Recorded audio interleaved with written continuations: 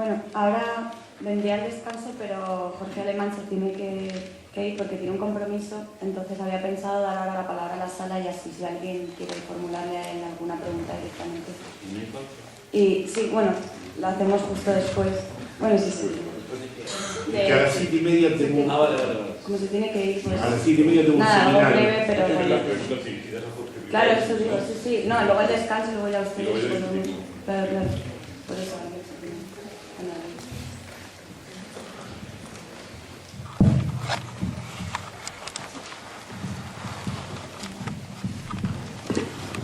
Hola, buenas. Bueno, yo más que no saber, querría hablar sobre el saber censurado. Y entre ese saber censurado yo creo que está lo que últimamente se está llamando teoría del caos y teoría de los sistemas complejos. Decía Hesíodo en su genealogía que el caos era el primer dios. Basándose en ello, tenemos la oportunidad de saber si hay una relación entre las tres fuerzas que interactúan en un sistema dinámico con las tres instancias psicoanalíticas que se dan en la teoría de Freud.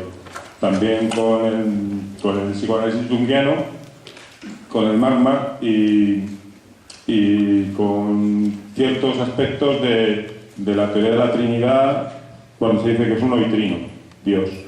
Aparte, creo que cosas como las que están pasando en Islandia no se dan publicidad y tampoco se da una buena publicidad al hecho de que en la capilla de Somos Aguas ha habido un cierto acto del que se ha llegado a llamar a las mujeres que lo han llevado a cabo zorras. Y más que zorras, yo creo que serían aprendices de sacerdotisas. Muchas gracias. Bueno, ¿alguien que tenga alguna pregunta para Jorge? Vale. En primer lugar quiero agradecer porque lo que resulta es que tengo un seminario que se llama justamente Malestar del Capitalismo. A las 7:30. El sujeto es hijo de los acontecimientos y no los inventa. O sea que en primer lugar, ahí respeto las distintas consideraciones que en distintos campos se hacen sobre que es el acontecimiento el que preside, vamos a decir, el que puede emerger en una situación determinada, interrumpiendo, vamos a decir, el flujo permanente de la circulación de mercancías. Entonces, en primer lugar, siempre tenemos que ver cómo es que habla el acontecimiento y en qué condiciones se lo lee y qué construcción política se hace del mismo.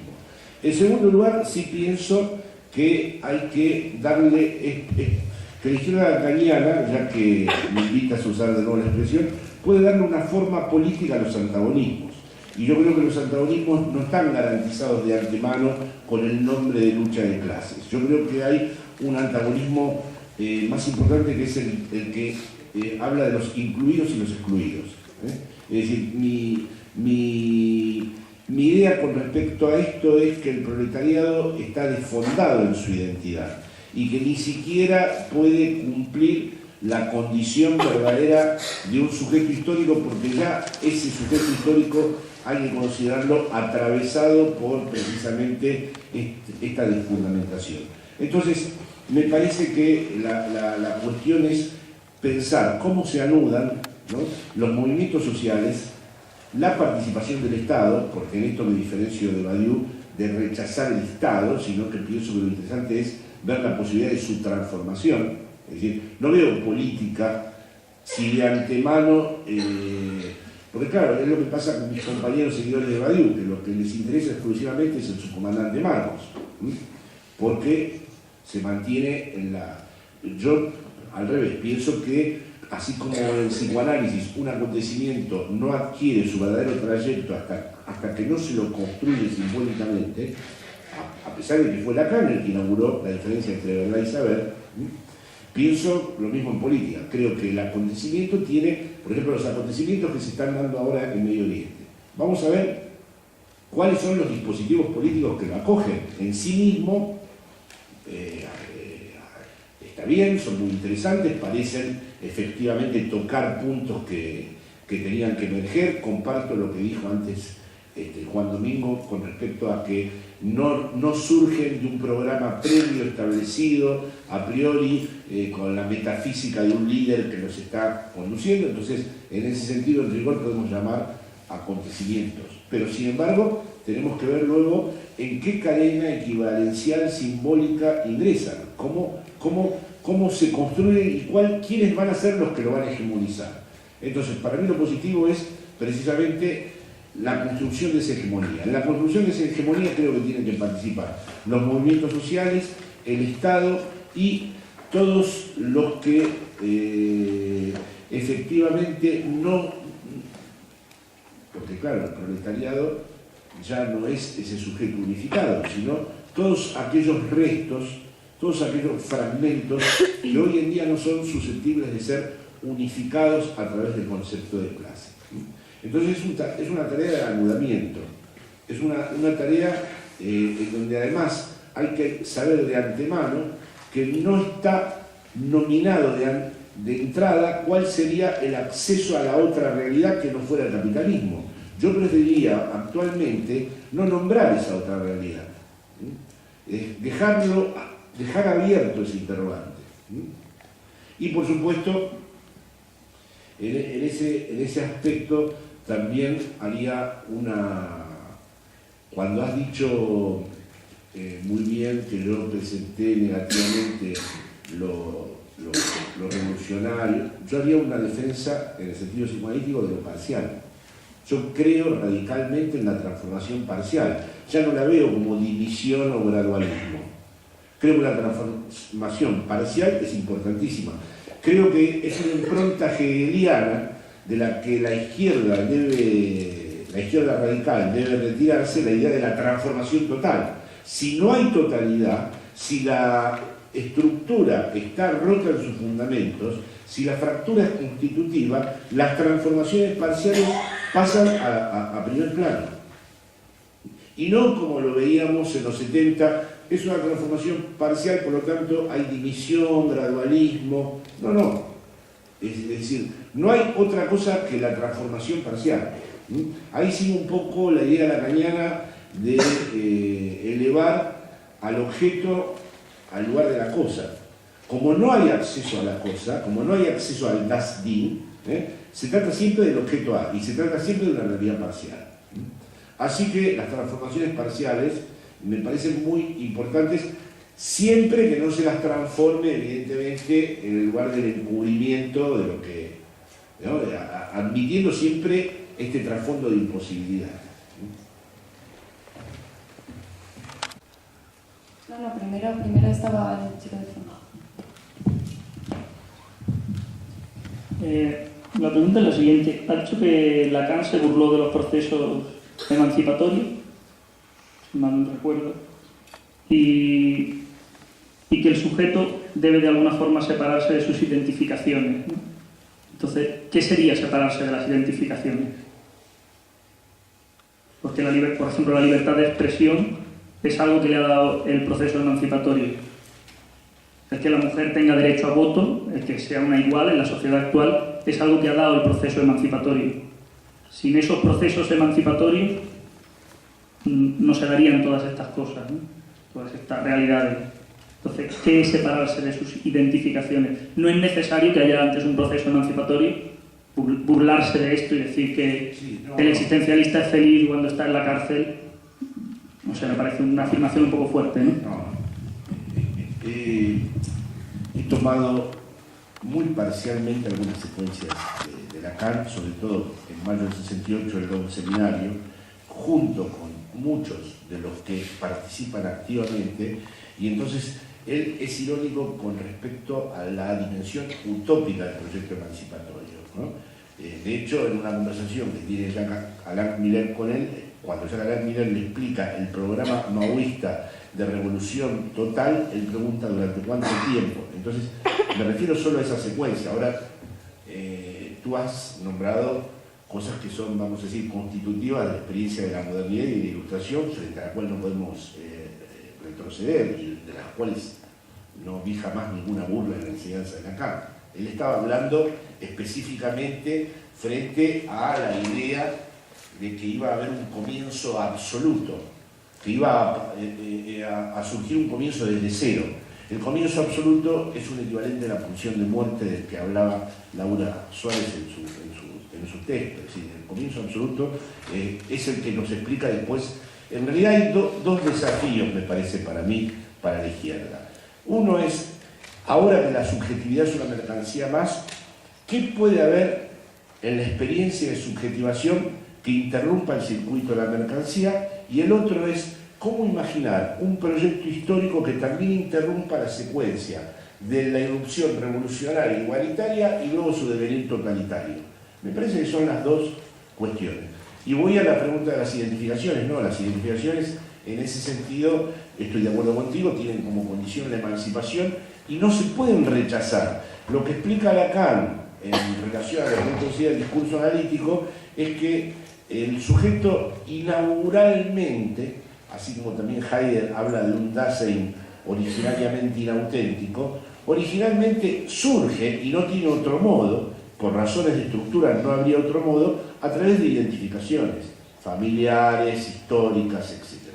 Ahora, la experiencia para efectivamente mantener abierta una relación con una causa es atravesar el plano de las identificaciones, porque si uno es nada más que el resultado de sus procesos identificatorios, no puede haber nunca nada que sea relación, aunque esta causa, vuelvo a decir, no es la causa del fundamento presente que está ahí delante nuestro, es una causa en todo caso perdida, pero es muy importante esta separación del plano identificatorio.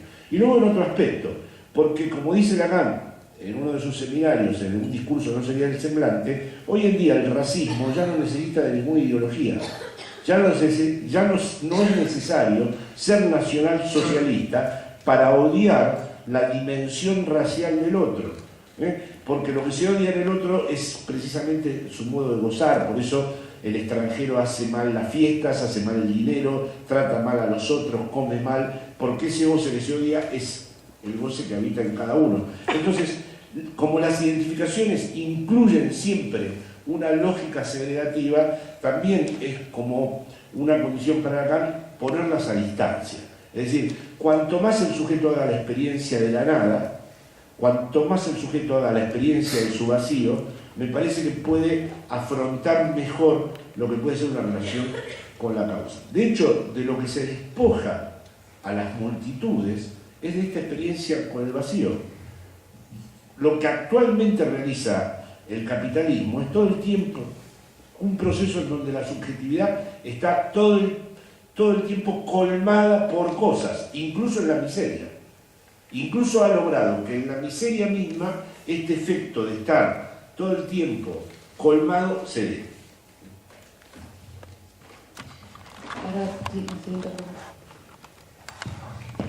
Jorge, una pregunta muy corta y casi en realidad un intento de astucia para que sigas hablando. Porque es lo que me interesaría. Has hablado de ontología tachada. Y me parece que una categoría fundamental de tu discurso hoy ha sido la de lo imposible. En un momento dado has dicho, pasamos de la impotencia a lo imposible. Te pregunto por qué significa imposible en tu discurso. ¿Qué categoría es esa? En esa no ausencia de ontología, sino ontología modesta, tachada, en fin, no sé. Lo pongo en relación con esta otra cuestión. Has dicho, el no todo, la no totalidad, no es la incompletud, no es la destotalización.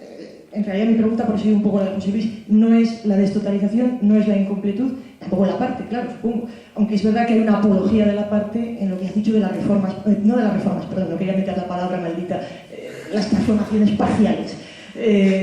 Lo digo porque el año pasado tuvimos una bronca sobre reforma y revolución, ¿no?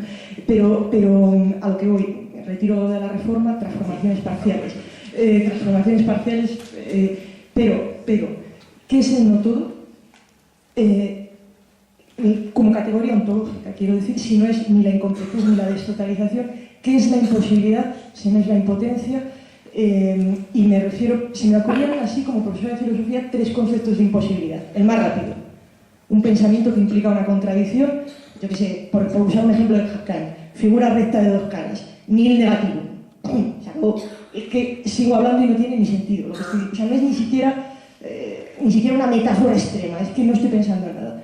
Imposibilidad en el sentido de, bueno, Dios mismo. Quiero decir, no porque sea imposible, sino que de puro real no tiene ni la mínima gota de no ser, de ser posible, y por tanto es solo acto, solo acción. Otra posibilidad de pensar la imposibilidad, Heidegger, el ser para la muerte, ¿no? Mi muerte, la posibilidad de mi imposibilidad. Y yo qué sé, podría dar una lista, pero no se trata de que yo dé una lista, sino un poco cómo funciona lo imposible cuando se ha conquistado la convicción de que es necesaria una resemantización del discurso de la emancipación, y entonces lo que se propone es pasar de la impotencia a la imposibilidad. Me parece toda una provocación, pero por eso me gustaría que lo comentaras. ¿Cómo se relaciona con la noción de no todo, que me parece que por lo menos forma parte del mismo sistema conceptual, e incluso con eso que has dicho del amor? Dada la imposibilidad de la relación sexual, lo que toca es inventarse el amor. Sí. Bueno, te agradezco muchísimo porque realmente es toda una lectura de la intervención y exigiría un seminario de trabajo, ¿no? Pero rápidamente, la imposibilidad, como tú sabes muy bien, viene de la lógica modal aristotélica y Lacan la ha transformado. De los ejemplos que has dado tú, por el cual me inclino personalmente, es por el de Heidegger, porque evidentemente el ser para la muerte, nadie puede morir en mi lugar, aparece como un hecho óntico, pero finalmente se nos revela su estructura ontológica, porque yo puedo morir por el otro, me puedo hacer matar, pero nadie puede venir a morir en mi sitio, y a la vez yo no voy a coincidir nunca con mi propia muerte. No voy a estar nunca en el mismo tiempo en que eso acontece. Hay una dislocación. Ahí tendríamos un ejemplo de una imposibilidad que el mismo Heidegger efectivamente asume cuando habla de que es la posibilidad de una imposibilidad. Esa posibilidad más propia es la de la imposibilidad. La relación sexual imposible para Lacan, él radicaliza a Aristóteles, y es una imposibilidad no entre un hombre y una mujer, es la imposibilidad para ser de manera total hombre y de manera total mujer. Es decir, hay de entrada ya en el acceso a lo masculino, está ya la imposibilidad trabajando. No es simplemente los hombres son de Venus y las mujeres son de Marte, sino que un hombre es de Venus para él mismo, porque evidentemente no encuentra en él mismo la última palabra sobre lo que es el hombre. Se tiene que entregar a las identificaciones, organizar el artificio, dejarse manejar por las ficciones que en cada época construyen esas identidades. Entonces, está esta imposibilidad. Pero la imposibilidad para Lacan no es la nada, sino lo que tenemos en común. Si tendríamos que discutir lo que tenemos en común para fundar una política de lo común no son propiedades en común, como cree el humanismo. Las propiedades que tenemos los seres humanos en común. No. Lo común, lo que verdaderamente tenemos en común, los seres sexuados, mortales y parlantes, es la imposibilidad. Esto es lo que le da a esa imposibilidad una condición de motor especial. Ahora, esta imposibilidad, uno no quiere saber nada con ella. Uno se pasa la vida tratando de evitarla. Uno trata, y sobre todo el capitalismo y la técnica, que quieren borrar la imposibilidad de la faz de la Tierra. Lo que todavía no es posible ahora va a ser posible mañana. Es decir, todo está montado para que se pueda decir ya en cualquier lugar, en la televisión, en la radio, mostrar todo y hablar todo. Hacer todo el tiempo como que no hay imposibilidad. Por eso la impotencia crece.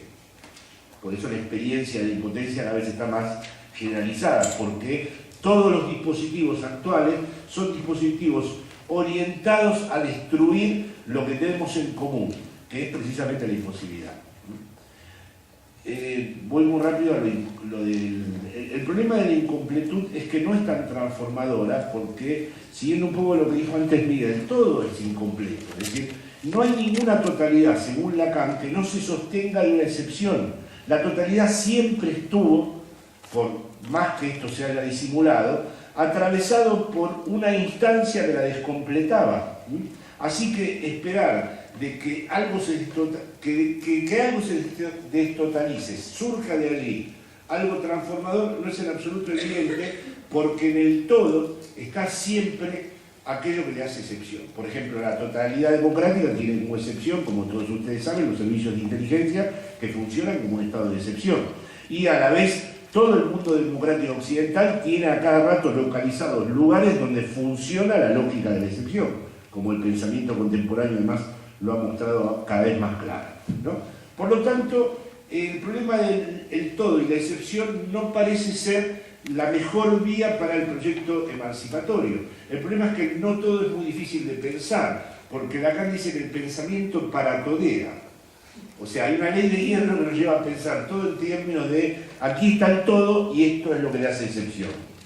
Y el no todo, en cambio, es un infinito en donde habría que inventar un límite de manera contingente cada vez, no un límite definitivo. Con lo cual, ahí estoy hecho un lío, todavía no tengo respuestas. He tratado de entender durante años qué quiere decir la sexuación femenina. Ahora, la vinculación entre emancipación y no todo, como diríamos aquí entre casa, le falta un hervor, ¿no? Los fractales, a lo mejor. Bueno, muchas gracias, Jorge. Creo que ya vamos a pasar al descanso. Si quieres Bueno, añadir muchísimas algo. gracias. No, gracias.